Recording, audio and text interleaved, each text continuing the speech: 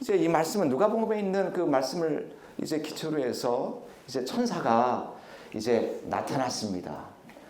누가복음 2장 8절부터 10절까지 다 같이 읽어요. 시작. 그 지역의 목자들이 밤이 밖에서 자기 양떼를 지키더니 주의 사자가 곁에 서고 주의 영광이 그들을 두루 비추매 크게 무서워하는지라. 천사가 이르되 무서워하지 말라. 보라, 내가 온 백성에게 미칠 큰 기쁨의 소식을 너희에게 전하노라. 이제 천사가 목자들에게 나타났어요. 목자들에게 나타난 그 뜻이 무엇인가 나중에 제가 설명해 드리겠지만은, 천사가 목자들에게 나타나자 첫 번째 반응은 굉장히 무서워했습니다. 예, 우리가 이제 이것을 이해를 해야 돼요. 목자들에게 나타난 그 천사가 그 메시아가 올 것이라고 했는데, 그 전에는 그 메시아가 어떠한 모습으로 우리에게 설명되냐면은 이사야 7장에 있는 말씀으로서 임마누엘이라고 소개됩니다. 맞아요? 들려요? 임마누엘의 뜻이 뭐예요? 하나님이 우리와 함께 하신다. God is with us. God dwells in us. 하나님이 우리 가운데 임하신다. 그래서 천사가 나와가지고 목자들에게 하나님의 큰 영광이 이르면서 이것에 대해서 선포를 하니까 이 목자들의 첫 번째 반응은 뭐였어요? 무서워했습니다. 저 같으면 천사 봤으면 이거 봐요 그럴 텐데 말이요. 여러분, 성경을 읽으면서 이게 의심이 안 가요? 왜 무서워했어요? 이분들은요, 어떤 면에서는 천사가 지금 무엇을 말하고 또 천사가 그들에게 그 말을 통하여서 무엇이 그들에게 임하는지를 이분들은 분명히 알았기 때문에 이분들의 반응은 무서워할 수밖에 없는 반응이었어요. 왜냐면요, 구약에서는 우리 죄진 인간이 죄 없는 하나님, 이 창조자 하나님을 보는 순간 그 자리에서 어떻게 돼요? 죽어요. 우리 인간은 하나님을 볼 수도 없고 하나님 앞에 도달할 수가 없어요. 그런데 한 천사가 나타나가지고 영광이 그에게 비치면서 그 영광이 일어날 때에 이 목자들은 그 영광의 의미가 무엇인지를 알았어요. 이 하나님의 무엇이 나에게 오는구나. 나는 이제 오늘 죽은 몸이다. 나는 이제 죽었다 하고 벌벌 떠는 거예요. 그렇기 때문에 무서워했다라고 저는 생각을 했어요. 그런데요, 이 무서워하는 거하고 우리 인간이 하나님을 예전에 이 메시아 그가 하나님의 나라에서 도래하기 전에는 인간과 하나님과의 관계는 두려움의 관계예요. 그래서 두려움을 해소하기 위하여서 성전에서 옛 성전에서 그 새로운 성전, 예수님이 아니고 옛 성전에서 학개서 2장에 보면은 제사장이 항상 두려워하는 인간을 위하여서 하나님과 이 제사를 드렸던 거예요. 하나님과 이 어떤 면에서 간접적인 그 소통을 했던 거예요. 그렇기 때문에 메시아의 도래와 더불어서 2번 여러분 기억하세요? 테너가 레시타티브 서청을 부를 때에 첫 번째 나온 말이 뭡니까? 위로해, 컴포티. 더 이상 너희들은 두려워할 필요 없어. 응? 목자들이 두려워하지만은 아직까지 메시아가 어떠한 분이신지 알지 못해서 너희는 지금 두려워하지만은 두려워하지 말라, 무서워하지 말라. 보라, 내가 온 백성에게 미칠 큰 기쁨의 좋은 소식을 너희들에게 전하노라.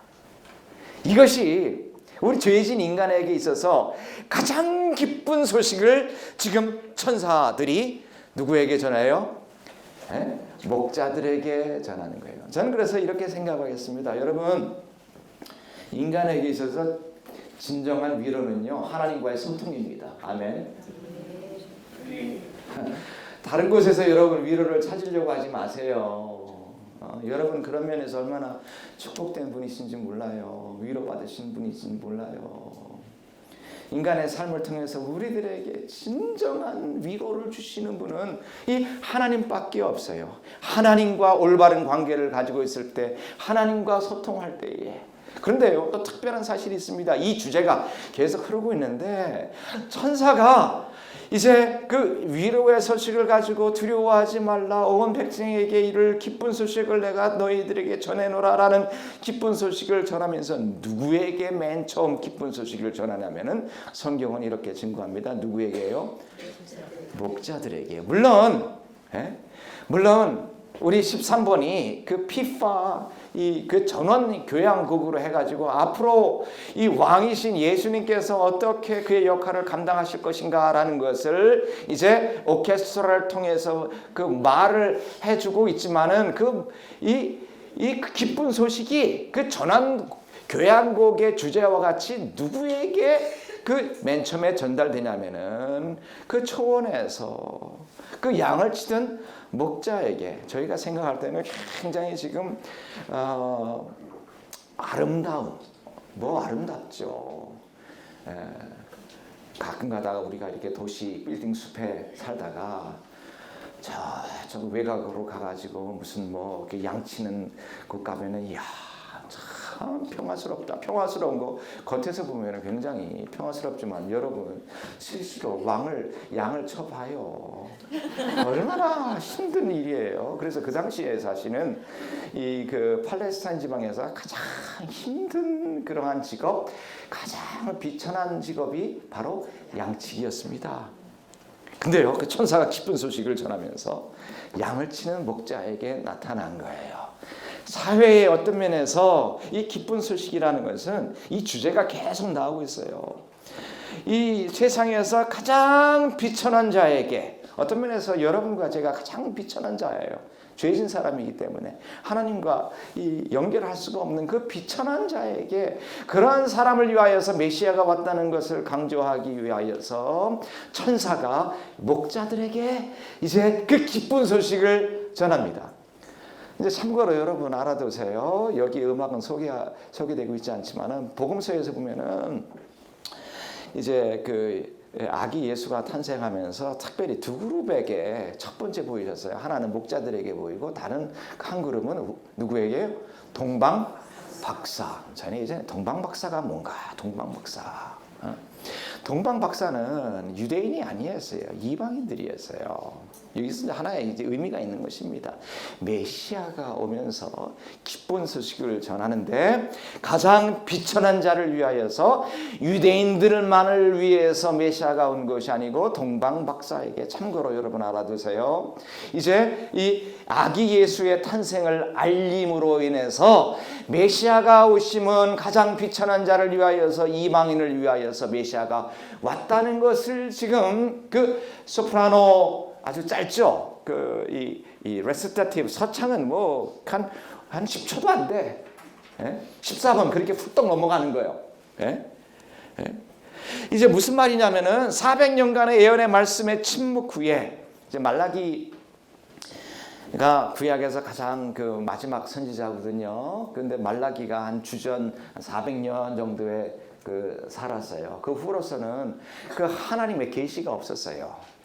하나님과 인간의 소통이 없었기 때문에 그 기간 동안에 살고 있었던 인간들은 가장 비참한 인간이었어요.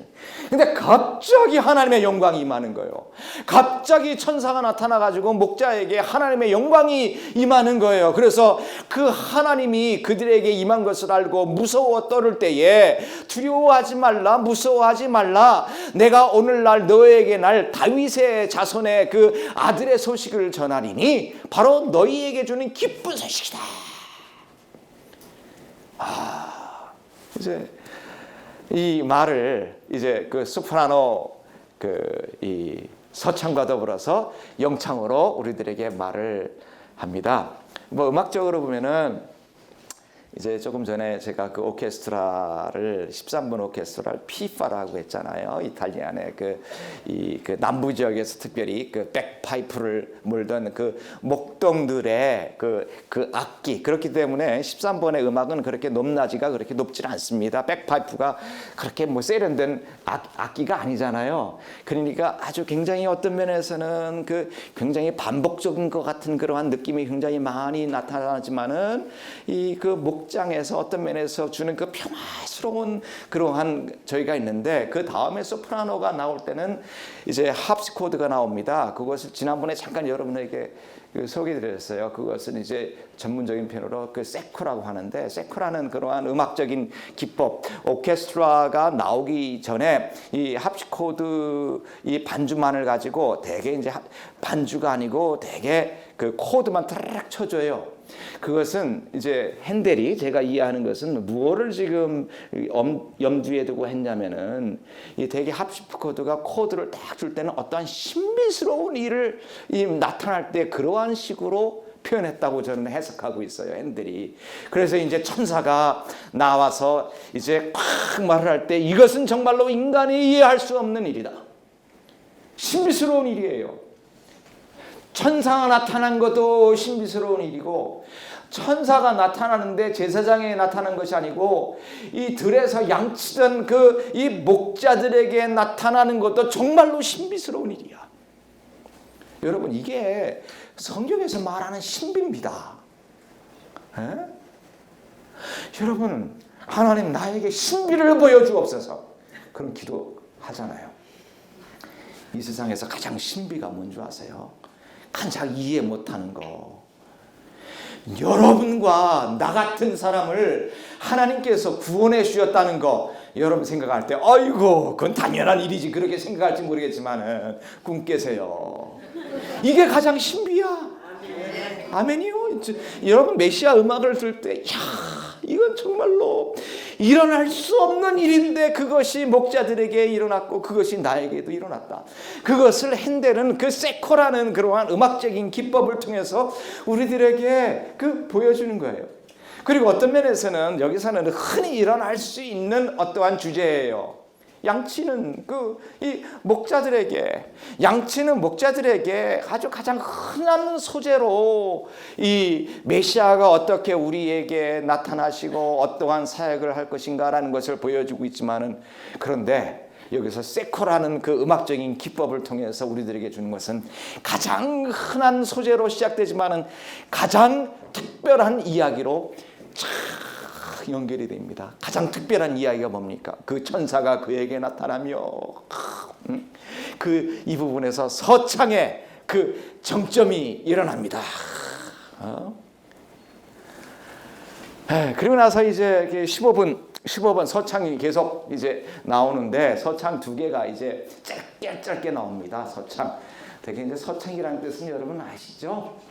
음악적인 술 기법이 나오는 것이 아니고 이제 영어 표현으로서 레시타티브라고 해요. 그것은 이제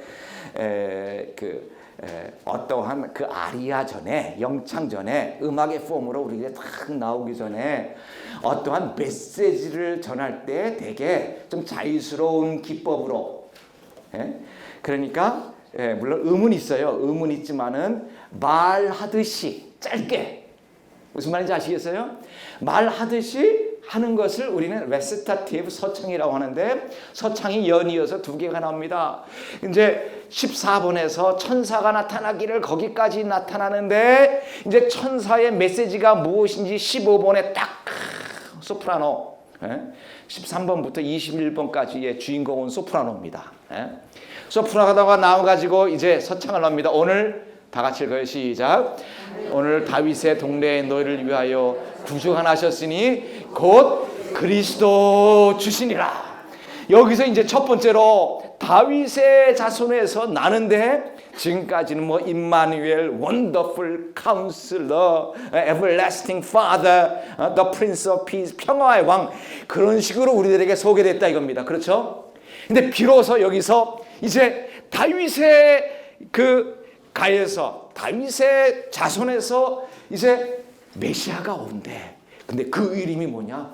그리스도 크라이스트, 메시아다. 이제 메시아예요. 여기 이제 드디어 주제가 15분을 통해서, 서창을 통해서, 이 소프라노를 통해서 나옵니다.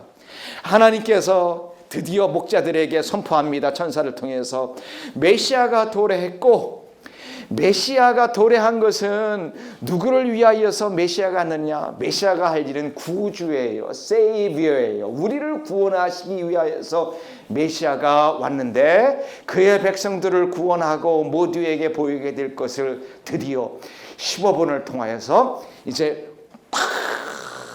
마지막으로 선포하게 되는 것입니다. 이게 15번이에요. 우리가 이제 아까 이제 소프라노 그것을 통해서 짧게 다 들었어요. 그리고 나서 이제 소프라노 서창이 나옵니다. 호련히 많은 천사들이 나타나서 조금 전까지는 천사 한 명이에요. 맞아요? 근데 이제 호련히 많은 천사가 나타나고 있어요. 그리고 나서 이제 17번을 갖다가 우리는 터바 콰이어라고 하는데, 터바라는 말은 조금 후에 말씀드리겠지만은 라틴어에서 많은 이 군중들을 말할 때의 터바예요.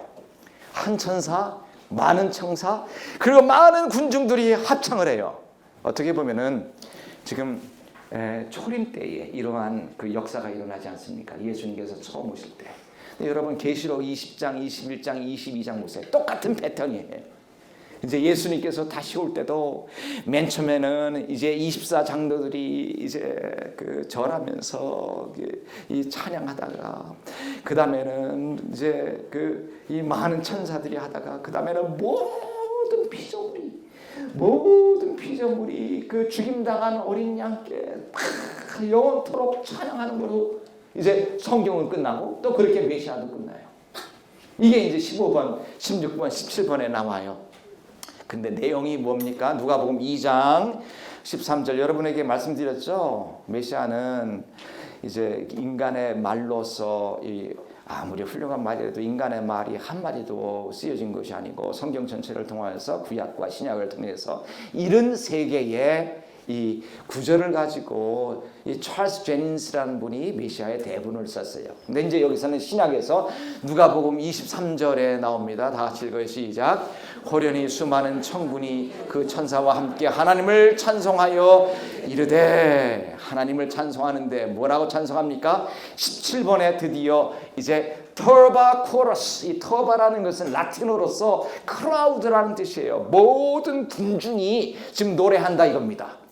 맨 처음에는 한 천사가 나와서 이제 이 목자들에게 나타나가지고 기쁜 소식을 전하노라. 그것이 15번이었다면 16번에는 이제 많은 천사가 나타나가지고 그 기쁜 소식이 무슨 줄 아느냐? 너희를 위하여서 다윗의 자손에서 이제 이 한 아이가 나는데 바로 너희의 구주다. 그리고 그의 이름이 뭐예요?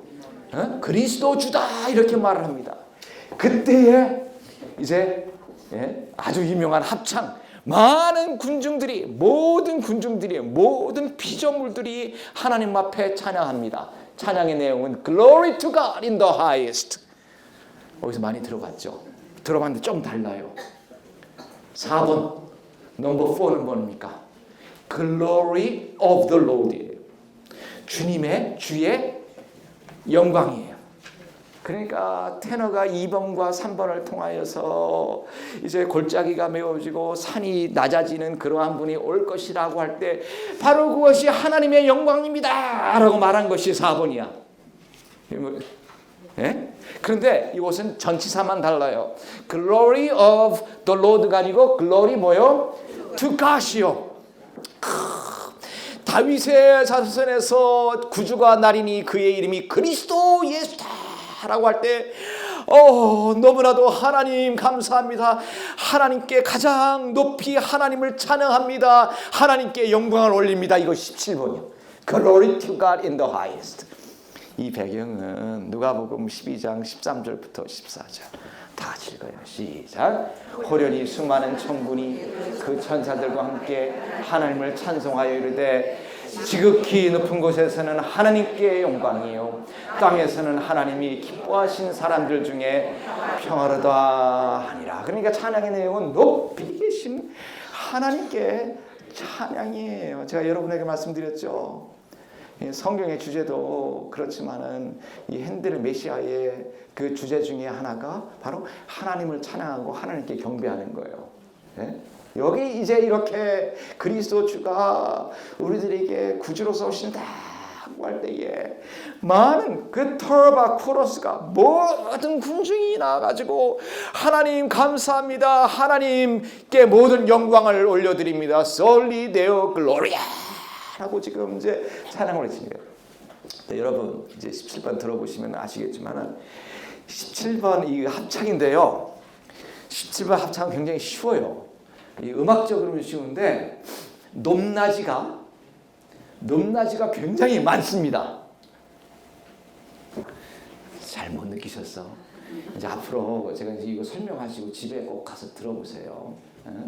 높낮이가 그 17번은 왔다 갔다 해요.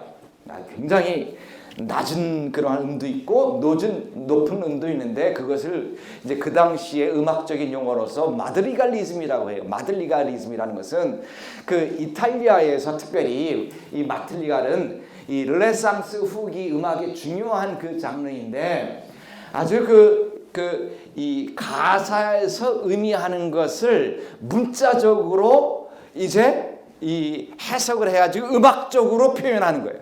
예를 들어서 영광, 하나님께 영광 하면은 영광이 소리가 높을까요? 낮을까요? 높죠.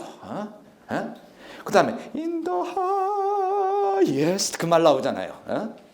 in the highest 한국말로 어떻게 번역하는지 모르겠어요. 근데 highest는 high가 높을까 낮을까요? 그러니까 최고로 높은 in the highest 이렇게 나오는 거예요. 그 다음에 이 기쁨에 대해서는 뭐 음악적인 용어로서 밝은 그 울림의 장삼 음악을 쓰고 슬픔, 괴로움 올 때는 단삼음을 쓰고 있는데 그래서 글로리 부분에서는 트럼펫과 함께 높은 음을 내고 있어요. 그런데요 여기서 이제 두 가지의 중요한 저기가 있습니다. 하늘에는 뭐예요? 영광이요. 땅에는 평화요. And peace. 그것도 peace 때는 또 음이 쫙 떨어져요. 대부분 옥타브가 떨어져. 옥타브 정도 아시죠? 네? 같은 음인데 이제 옥타브가 확 떨어지는 거야. 조용히. 그리고 이것은 이 화음이 아니고 이 화음으로 쫙 나오다가 되게 이제 이 터바 음악은 이제 이 되게 우리가 소프라노, 알토, 테너, 베이스로 4성으로 하는데 터바가 맨 처음에 시작될 때는 사실 5성으로 시작됐어요.